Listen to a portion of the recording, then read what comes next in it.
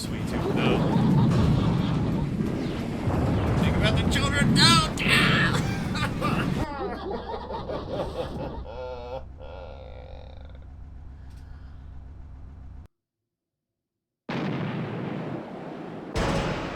You know, this game is a lot more difficult than I remember.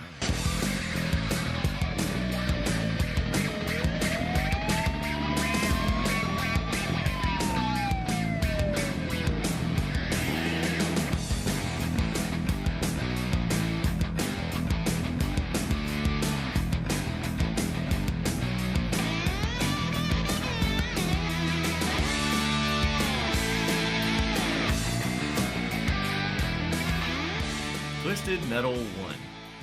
Very humble beginnings for something that would become PlayStation's longest running franchise. Developed by Single Track and Sony of America and published by Sony of America, it would come out in 1995 shortly after the PlayStation's release in North America. It would spawn 7 sequels, a whole lot of collectibles, and even an upcoming TV show that, at the time of recording, will come out in a few weeks. That's the crazy thing about this series, is it spawns off all of this stuff that you guys just saw, and no one talks about it anymore. I get it, we haven't had a game in 10 effing years, but here's the thing. It helped create the PlayStation, helped launch it in North America. It came out shortly afterwards, and it made an impact. It's an iconic franchise, if not legendary franchise, that this current generation doesn't know, and maybe it's the game that they need. Now, I know I might be stretching a little bit when I say they need it, but think about it.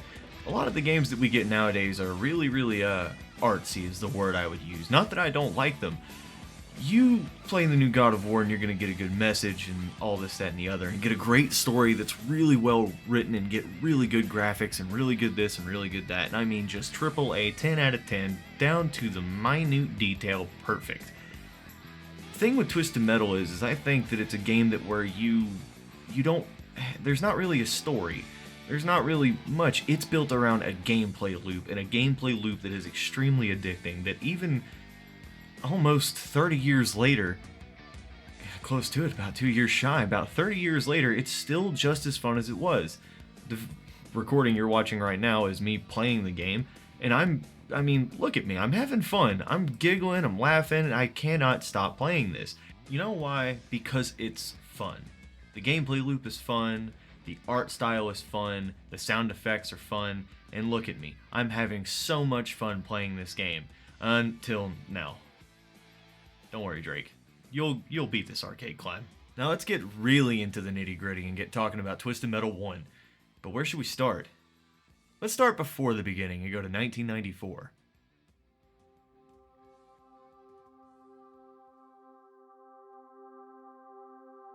So why 1994? Well, I'll tell you why 1994, because plenty of crazy things happened in 1994, including Nelson Mandela becoming the first black president of South Africa is one thing I can list. Also, Woodstock 94 was a big hit, even though people remember 99 a little bit more. And Jeff Bezos founds Amazon in 1994 as well. Huh. Wonder if it'll work out for that guy. But how about we dig a little bit deeper and go into the gaming sphere of 1994 and talk about the biggest jump it's about to make in just a few short months. Well, a few short months in 1994, not right now, but you get what I'm saying. Sega had just released the Sega Channel, which was something kind of akin to live streaming. You would use a cartridge that would go into your Genesis and plug into your cable box and be able to basically live stream games from your cable network. It was insane. And Nintendo, seeing that, fires right back and says, hey, you know that thing we've been talking about, Project Reality? It's actually going to be called the Ultra 64, which we all know these days as the Nintendo 64, but at the time that was the working title for it. Roll the Killer Instinct clip. Available for your home in 1995, only on Nintendo Ultra 64. Heck, even the personal favorite company of mine, SNK, was getting in on this to make three-dimensional gaming possible. They released the Neo Geo CD.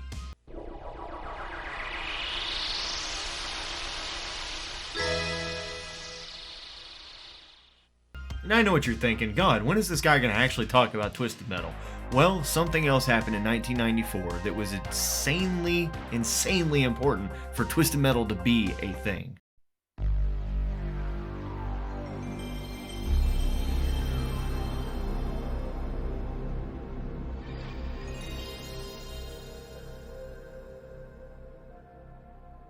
That's right. In 1994, the eponymous gray little toilet seat known as the PlayStation 1 finally released in Japan, and to quite the reception. Now, the numbers this little thing racked up are pretty insane. If you look at the 9th rank, you see the PlayStation. But it only sold in Japan at the time. It released on December 3rd, if I'm not mistaken. I'll have to double check my notes. But it made 600,000 sales, or it sold 600,000 units just in the time it was released for Japan. Now, if you look at ranks number 6, 5, and 4, those are all Sega things. You got the Game Gear, the Sega Saturn, the Sega CD. It outsold, in Japan alone, of course, the Sega CD, the Game Gear, and it came damn close to the Sega Saturn. Of course, it's still about 240,000 short, but it still came close to the Sega Saturn, which was supposed to be the best disk drive thing in the world.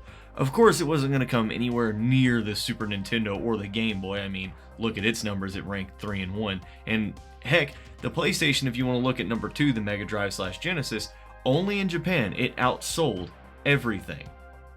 That's insane that it was only out for 4 weeks and it was able to achieve that. So, just like that, Sony of Japan decides that the PlayStation can go on to America. And it's slated for a late 1995 release. Thing is, they need some American developers to make some American titles. So, somewhere else in 1994, LA specifically, there's a young and down on his luck game designer named David Jaffe, who's kind of on his last string. He's had a fateful meeting with his bosses that say, hey man, you're kind of hard to work with. We don't really know what we can do for you. We don't know what you can do for us. So we're going to give you this final project. It's for Sony's upcoming PlayStation releasing here in North America. It needs to be in 3D and we need it in a year. Get out. So him and his buddies get in his car. They start heading down the LA highway and they get stuck in traffic.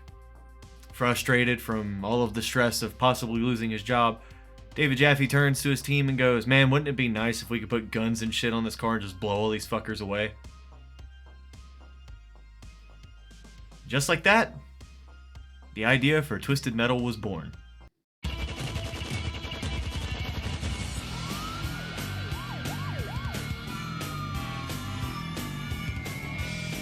Now, with the idea in his head, it was time to get to work. Throughout the first half of 1995, David Jaffe and Scott Campbell, the other co-creator of Twisted Metal, would dedicate a lot of their time to making the game, and it wouldn't be fully revealed until E3 1995. But before we got to E3 1995, we needed a name. They didn't have the name Twisted Metal just yet. Of course, this is more of a fun fact than anything else, not a big sticking point, but other names they used were High Octane, Urban Assault, and the bluntly named Cars and Rockets, before they settled on the name Twisted Metal, just in time for the E3 1995 presentation. Now, the North American presentation of Twisted Metal 1 actually went exuberantly well. People who went to go play it really liked it, the people who went to cover it for press really loved it, and the only complaints they really had were the graphics. But can you blame the guys? They really had less than 12 months to really get this game perfected before getting it out there. But the funniest thing is that there are these things that they handed out whenever people got to play it, especially the press. They were little license plates, but I can't find them anywhere on the internet. I wish I could, because I kind of would like to have one. But it was around this time, once Sony of Japan started seeing the game, they didn't really like it. Sony of Japan did not like how grim and serious this was. I mean, you're looking at gameplay right now. Compared to what we have today, this is not grim and serious, and compared to what Twisted Metal would later create with Twisted Metal Black, this is nowhere near dead serious or even grim and dark. But Sony of America backed them up as best they could, and for all intents and purposes, the game remained unchanged. But who am I to say? I'll let the guys say it for themselves. When the game was shown to Ken Kutaragi out in Japan, and this was towards the end of the game, his comment was, when are we going to replace these graphics with real graphics? That feedback got back to us and the team, and we were just like, what the hell? You know, it's like, we don't have time to change these graphics. They are what they are. The other interesting comment that the Japanese had, a request to switch the weapons out for, instead of firing missiles, firing food groups like vegetables and fruit. We were pretty sure that Sony Japan was not real happy with the title. Another fun fact about all of this E3 95 business, which was the first E3, by the way, this was the first time a North American audience had ever even laid eyes on a PlayStation and seen what it was capable of. Twisted Metal was realistically one of the first games that people in this country had ever seen on this system, which is even more crazy when you think about it, that it predates everything that we would associate with PlayStation, at least in the 90s. It was before Crash, it was before Lara Croft, Tomb Raider, and Spyro. My boy Spyro. It did so well, in fact, that it won Game of the Year that year from Electronic Gaming Monthly, which was a very prestigious gaming magazine, if not the most prestigious gaming magazine at the time, outside of Nintendo Power, of course. I said, I'm going to start looking for a new job tomorrow because they're going to fire me because this is a disaster. And it turned out not to be. It turned out that we ended up, and I was stunned because somebody told me, oh, you guys got Game of the Year. And I'm like, what are you talking about, right? And then it turns out, and I won't mention the magazine because I don't think legally we can, but we ended up getting Game of the Year from the most prestigious game magazine that was out at the time. And I was just, it was amazing that it all actually worked. I mean, this was the first big game I had ever done. It was the first game these guys in Utah had ever made. And we ended up with a game that a lot of people really, really loved to the point that we were getting these major awards. And so it all worked out. I have no clue how. Maybe we all just got really lucky. I don't know. But it was cool. It was very, very cool. Just like that, the PlayStation 1 releases in North America on September 9th, 1995, and 2 months and some change later, Twisted Metal releases. Now, there were launch titles, mind you, like Ridge Racer and Rayman, but we'll talk about those sometime later. But right now we're focused on Twisted Metal. And when I said earlier that it was a launching pad for the PlayStation in North America, it really was. It wasn't long after its release that it came out, and everybody and their brother bought this game, and everyone and their brother liked this game. Now, critically, it may not be the highest rating thing. It may mostly scored in the 7s and 8s, some 9s here and there, but Electronic Gaming Monthly apparently really, really liked it. They gave it a full-blown 10 out of 10, and obviously, like we just stated, gave it Game of the Year.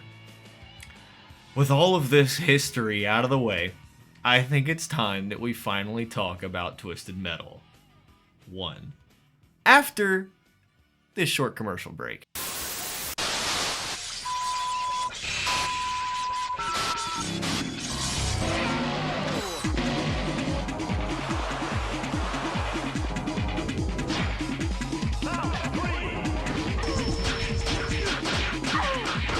The games are ready. Are you? Guess not.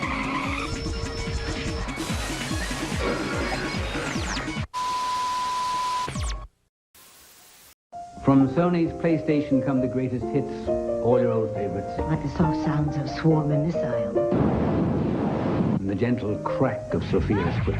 Feel the hilarious antics of Sweet Tooth, that lovable clown. All for just $24.99 each, but wait. There's more? Oh, That's right, the PlayStation is a mere $149, and you can also get leading titles like Crash Bandicoot and Jet Moto. for just $49.99 and less. It's Christmas Eve, in the distant future of 2005. A man named Calypso has beckoned you to compete in the 10th annual Twisted Metal contest, where around every turn is death, around every building lies a burning scrap heap of a former enemy, never to know the taste of victory. Every decision you make could be your last. You grip your wheel and rev the engine of your chosen vehicle of violence, and drive head-on into danger. For if you win, Calypso promises to give you the ability to wish for anything your heart desires. Whatever you do, don't make a mistake, and don't end up a pile of Twisted Metal. Woo! We have finally made it to Twisted Metal. Let's talk about the damn game. Where the hell do I start? Do we talk about levels? Do we talk about mechanics? Do we talk about characters? Do we talk about the endings? Do we talk about the music? There's so much to talk about with just the first Twisted Metal. I'm so excited. Calm down. Okay, let's talk, like, go through the game. So the menu would start, and then we would be able to pick either tournament mode, head-to-head, or go to the options menu, which is highly recommended because you can actually listen to the music of your choice in the options menu, which is always a damn cool thing in any game. I love when games include that. So let's talk about the characters first. The characters are really, for me, other than the music, is what makes and breaks Twisted Metal. I really love the characters in this game. So let's pull them up and let's check them out. Alright, so starting from the top row, from left to right, we start with Sweet Tooth, driven by Needles Kane, the killer clown that is the mascot of this game, this whole series. And if you look at him close enough, you notice he ain't got his fire hair. That is something that didn't happen until the second game. We'll get into that whenever we get around to Twisted Metal 2. I think he wishes for his best friend. I think that's his wish, is he wants to wish for his best friend back. Yellow Jacket, driven by Charlie Kane, who is, in fact, Sweet Tooth's dad. And he joins up on the competition just so he can see if he can drive again. He really, really wants to know if he can still drive, because he used to race cars. Next we have Darkseid, driven by Mr. Ash, who is actually Satan. Literally Satan, drives a huge-ass semi-truck. I think he wishes for Calypso dead, if I'm not mistaken. Outlaw, driven by Sergeant Carl Roberts, a mainstay of Twisted Metal as well. I'm pretty sure Outlaw shows up in every single game. He wishes for a world without Twisted Metal. That is his ultimate goal. Being that it's the 10th annual Twisted Metal, it causes a lot of collateral damage over the years. Thumper, driven by Bruce. Thumper, if I'm not mistaken, I think somebody kidnapped his girlfriend or his buddy, and he just wants to wish them back. Crimson Fury, Aged Stone, also wants to bring Calypso down. A lot of people want Calypso dead. Pit Viper, driven by Angela Fortin, who is also trying to kill Calypso. Warthog, driven by Commander Mason, who is trying to get a flight recorder back that proves aliens exist. Mr. Grimm, who is trying to get Calypso's soul, if I'm not mistaken, because he has the Grim Reaper. Spectre, driven by Scott Campbell, yes, the same Scott Campbell that helped co-create the game, trying to wish himself back to life after he was shot and killed. Hammerhead, Dave and Mike, they literally joined because they want new tires, because look at the truck they drive. Its tires are not cheap. Roadkill, driven by Captain Spears, which is somebody who wants to go back and correct a wrong that they made, getting a lot of people killed on accident. And then Minion, who is the final boss and an actual demon from hell. One of the ways that David Jaffe and Scott Campbell like to describe this game to people was a fighting game with cars. I mean, you can look at the character select that I'm going through right now, and they have their little backstories, and they even have a little bit of a description of the car and whatnot, and a bunch of stats. Special weapon power, speed, handling, armor, and a description of what the special weapon does. Much like a fighting game character, you have special moves, you do have your own stats, and everything that you could want is all right there, so you can know, like Thumper here, you can look very well rounded on speed and armor, and his special weapon is insanely powerful. Thing is, it is extremely short range, and you have to really, really want to land it. Now we have the levels. First level you'll be going to is called Arena Duel, where you only have to fight one other character. It's kind of an introductory level. As you can see, it is a very, very small arena. I think it takes place in Calypso's like underground club that he owns in the lore. You have little destructible things like the one I just drove past. You can shoot that up and get extra weapons out of it. There's a ramp in the center of the stage. It's really, really kind of basic. Very, very basic. You don't have a lot of room to work with, especially when you're playing somebody like Sweet Tooth, who does not move fast, but they pitch you up against Darkseid, who also doesn't move fast. See, shoot it up, bling, got new weapons. Got a couple of ramps on the outside too, but this is mainly a wide open map to let you get every bit of handling that you can down, just so you can know how to play the game.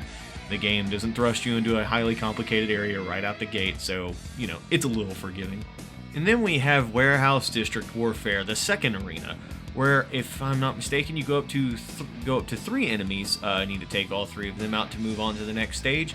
And this one's a little bit more advanced. There's more city streets, alleyways, a couple of healing pads that you can go on to heal up about halfway.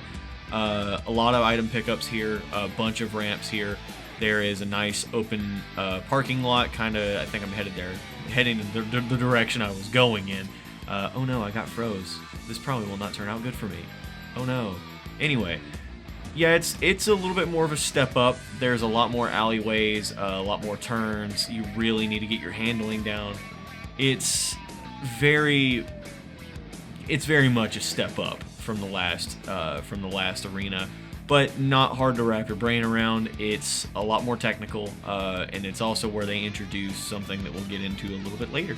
Then we move on to Freeway Free-For-All, which I really enjoy. It goes up to 5 enemies. It's only open highway. There's nothing in between you or the enemy, really. There are a couple of tiny paths that you can take that kind of get you out of harm's way, but they're still in a straight line. So if they are firing any kind of missiles at you, or you're staying in a straight line and getting lit up with machine gun fire, there's really nowhere to run or hide in this, which is amplified by the fact that there are these things in the game, which you'll see in just a second.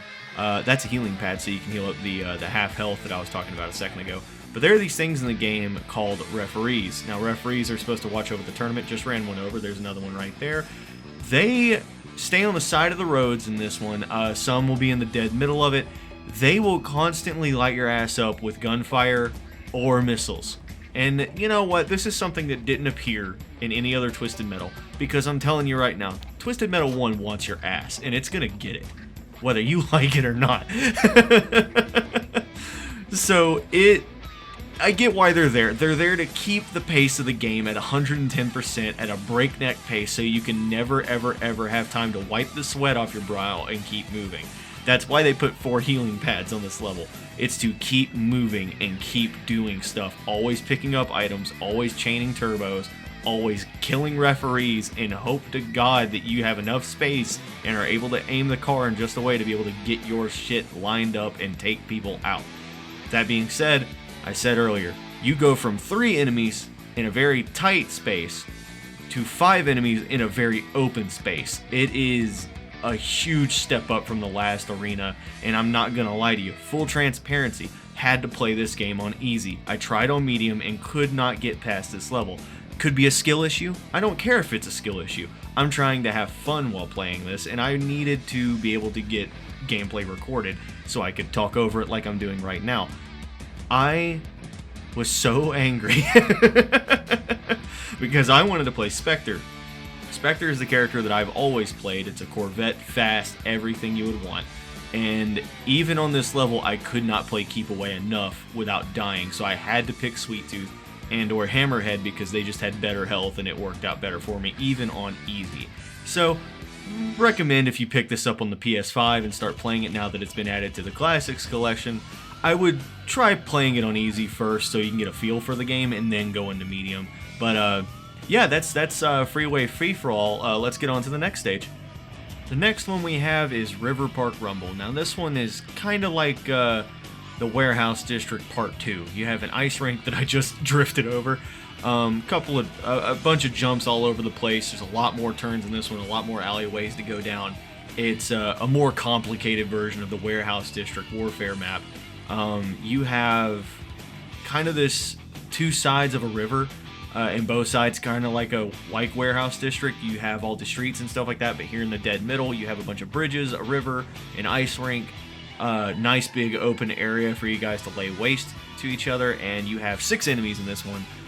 Altogether, I'm not like the biggest fan of this map. I understand that it has some standing, like it was featured in a lot of trailers, and a lot of people did see this one and did like this one, and I know a lot of people that prefer this one out of all the maps in Twisted Metal 1.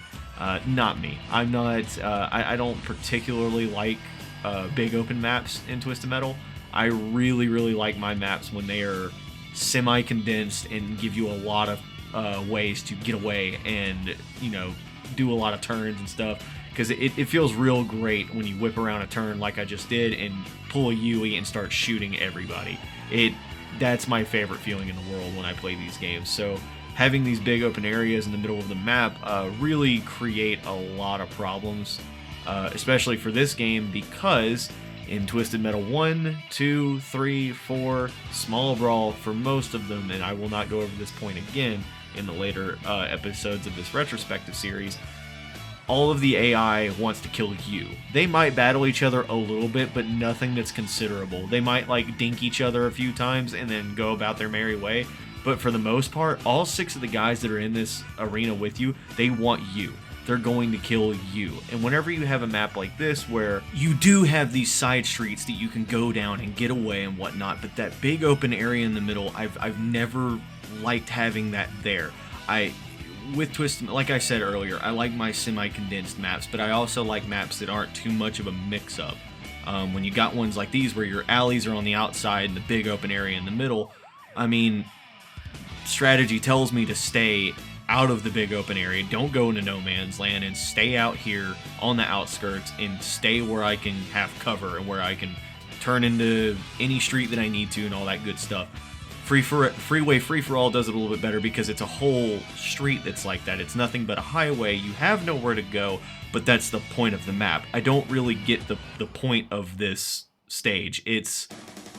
I don't know. Maybe I'm just being a little nitpicky because there are a few more stages throughout the history of the franchise that are exactly like this.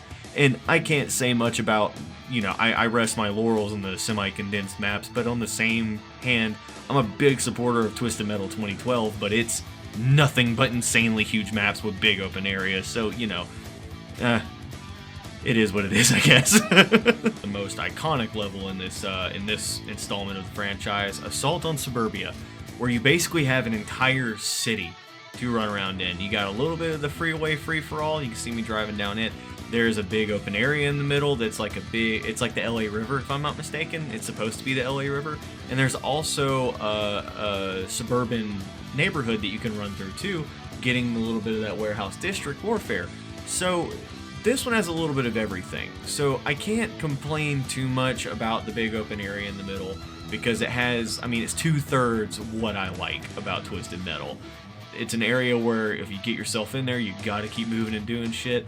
If you get in the big open area, you just gotta get out as fast as possible because you can hop into the LA River and then pop out and end up in the suburbs. And the suburbs are really where this map shines to me because you have very short streets, lots of turns, a lot of ramps, few healing pads. I think there's like 5 healing pads in this one, but you gotta know where they're all located. All in all, Assault on Suburbia is the best map in this game, the best designed map, and I can see why it was the one that showed up in all the trailers alongside River Park Rumble. I think the next stage showed up in a few trailers as well. I'm not too sure about that. I did as much research as I could, and I couldn't find too many Twisted Metal 1 trailers because, first game in the franchise, it wasn't going to get marketed that much. But I really do like this map. It's really, really fun. With 8 enemies coming at you, it's insane. And this is where I have my biggest complaint with this Twisted Metal. And it's kind of a complaint with most of the franchise, even though I love it to death. I'm allowed to call it on its BS from time to time. And on maps this big, if you do not approach enemies, they will sit in one spot and wait for your ass to show up. And then when you show up, it's like they awaken and then just start wrecking your shit. It's annoying to a certain point. As you can see, I think I pull up on Pit Viper or Mr. Grimm here in just a second, and I didn't see them for a good long while. I get in their area, and then they awaken and start ripping me to shreds. So, that is, but that's just programming. That's just 1995 programming. We didn't have the ability to really program a super smart AI. Look at him. He's Austin Powersing doing the parallel thing in between that and explosive barrels. But it's the only nitpick I got really outside of just map preferences. It's a little annoying whenever you go and pull up on a character that hasn't been doing anything, has not taken any damage, and you're dying and have no idea where to go and what's going on. And then, you roll up on them, and they're like, oh, shit, the player's here. Time to fuck their whole day up. But speaking of fucking my whole day up, we're gonna go on and go to the final stage, and oh boy, it's a damn doozy. Oh, rooftop combat. They knew this level was hard when they made it. They make you only fight 3 people. Why? Because you're on rooftops. Because if you make even a slight mistake and you go flying off the side of it, you die. That's it. Game over. Well, not full game over, but you lose a life. That's kind of what's scary, is this game you only have 3 lives. Well, when you play medium or hard, you only have 3 lives, and that's for the entire run of this game. You could come here and blow all 3 of your lives in like 10 seconds if you're driving recklessly. You need to keep the control of your wheel. You only have 1 healing pad you can go to. And in later games, I think after 2, they start doing a, well, look, here we go, I'm dead. They, do minor damage after falling off the edge instead of what they do here, and just instantly killing you. The only healing pad that you can get to is underneath that pyramid on the center of the stage, which you need to blow up by shooting it and or blowing it up with any kind of missiles that you got. This is a very stressful map. As you can see, it's nothing but an open space with the pyramid in the middle. You can jump to another rooftop, which is just like basically in front of where I was facing. Like if you're facing the pyramid from where I was, you go straight. You can jump off of this roof and land on another roof and turn around and come back the same way you came from. You blow up the pyramid though, you can go down into the building that you're on top of right now, which if I'm not mistaken is supposed to be Calypso's offices. And you can go down this little hallway that makes the jump a little bit easier to get to the other building. But it's not really much to talk about. It is as advertised what it is. It's rooftop combat. It's the same thing you've been doing the rest of the game, except we're on roofs and you can instantly die. You will die here unless you drive very slow. I have so many deaths on any of the rooftop levels in this game, in any of the franchise, really, not just this game, but I have died so many times on these rooftop levels, and I have so many memories of me and my sisters and or my friends playing these games together, whether it be the first one, second one, whatever have you, and always picking the rooftop maps because none of us were really good at the game, and we knew we would accidentally kill ourselves faster than we could kill each other. Fond memories. It was great times. So when you beat the 3 enemies here, you get to fight the final boss. His name is Minion, and he is a son of a bitch, let me tell you. So his special, like how everybody gets a special move, his special is that he can just destroy you and fires basically all of the special moves in one go. It's complete ass. It's so mean. So mean. I'm gonna cut real quick and see if we can get, I think, yeah, he's about, no, never mind. There he comes, look, woo, dunk, there he goes. He's driving a 6-wheeled tank, and he's ready to fuck your day up. He just is. And then I almost eat it right there. Jesus, Drake. But, you know, you beat him basically by hammering him with every single thing that you've got. Now, as you can see, I'm playing Hammerhead. Well, Hammerhead's special is to get in close and run them over like a monster truck would. The thing about Minion is you don't get close. Minion doesn't let you get close. You will fucking die before he lets you in his personal proximity. So, knowing what I know, I would definitely recommend, if it's your first time playing Twisted Metal 1, play Sweet Tooth or play Spectre. Spectre doesn't have a lot of health, but his special is pretty damn strong and it's got a lot of range, so fighting minions a little bit easier as long as you can play Keep Away. But all in all, yeah, the arcade mode or tournament mode is really fun to run through. I really recommend picking it up on the PS5 collection. I think if you needed to buy it, it's $10 outright. I recommend picking it up so you can do one of your runs yourself. Oh my god!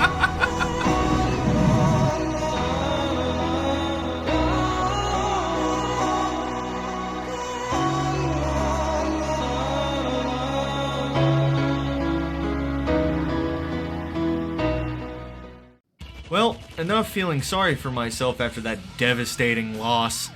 So, there is a justification for this level of difficulty in this game. See, at the time, video stores were kind of in full swing. Things like Blockbuster or Hollywood Video. I mean, I know those are chains, but I'm not going to go around naming local stores. But because it was so difficult, they kind of... or it was made difficult because they kind of figured, well, kids could probably beat this in like 2 days or the amount of time that they have it while it's rented. So let's make it a little bit more difficult so they have to go out and buy it so they can see all the endings. Hey, it worked on me. That kind of leaves just a little bit left on Twisted Metal 1 to talk about, like the endings and music.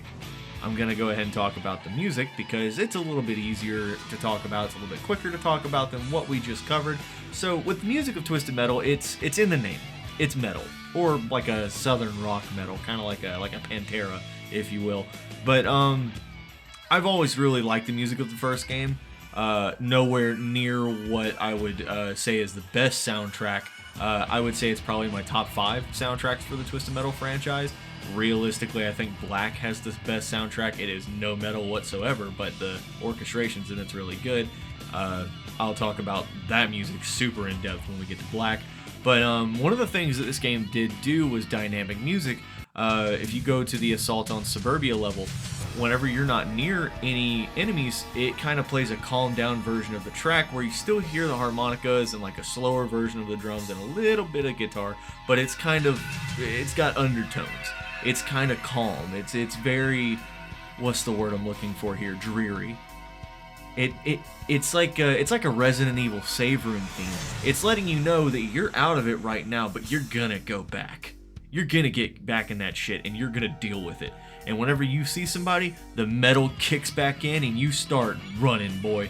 And it's, oh god, I love the music. See, I'm a very musically inclined person when it comes to anything like this, like games, movies, whatever. I could not read a sheet of music. Even if you put a gun to my head and told me to read sheet music, I would not be able to do it.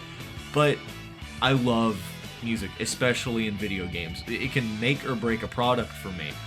Realistically, it could take a piece of trash and make it into something a little bit more shiny if the music is really good.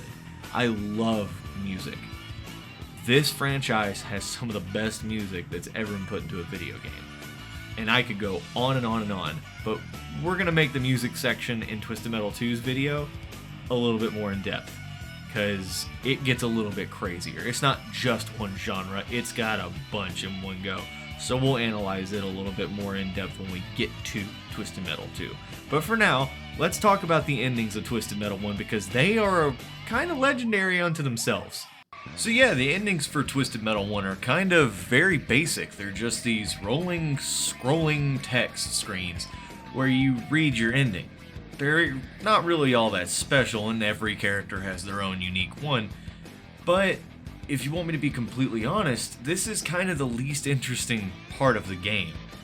The endings in later games get a lot better, with hand-drawn sprites and even CG animated cutscenes. But this is where it starts. Just basic text scroll things like this is Star Wars or something. But that's not the most important part of the Twisted Metal 1 endings. Here we go. This is my favorite little fact about Twisted Metal 1. Originally, these were all shot in live action. And they kind of came out to be a little cheesy or offensive by the time standards. And they were cut out of the game. You can watch all of these in the Twisted Metal Head-On extras, but you know, why am I talking about it? Those guys can explain it a lot better than me. Congratulations! You have won my contest. I hated the end movies for Twisted Metal. I just thought they were extremely cheesy. We just and I, and you, and him. You don't know! I did think that some of them turned out a little too hokey.